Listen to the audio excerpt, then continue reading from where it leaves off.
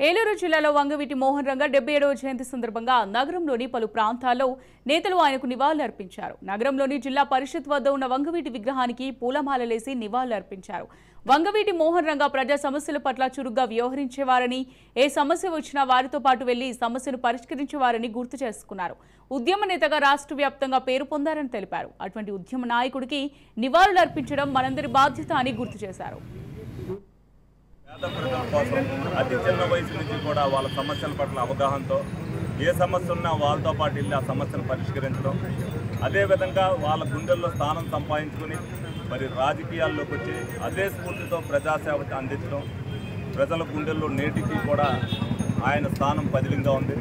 నేటికి కూడా యువత ఆయన ఆదర్శంగా తీసుకుని ఆయన జయంతి అవ్వచ్చు, వర్ధంతి అవ్వచ్చు రాష్ట్ర వ్యాప్తంగా జరుపుకుంటున్నారు అని అంటే ఆయన రాజకీయాల్లోకి వచ్చిన తర్వాత కూడా పేద ప్రజల పట్ల ఏ విధంగా ప్రవర్తించాడనేది అందరూ కూడా తెలుసుకోవాలి. పేద ప్రజల కోసం అతి చిన్న వయసు నుంచి కూడా వాళ్ళ సమస్యల పట్ల అవగాహనతో ఏ సమస్య ఉన్నా వాళ్ళతో పాటు వెళ్ళి ఆ సమస్యను పరిష్కరించడం, అదేవిధంగా వాళ్ళ గుండెల్లో స్థానం సంపాదించుకుని మరి రాజకీయాల్లోకి వచ్చి అదే స్ఫూర్తితో ప్రజాసేవకి అందించడం, ప్రజల గుండెల్లో నేటికి కూడా ఆయన స్థానం పదిలంగా ఉంది.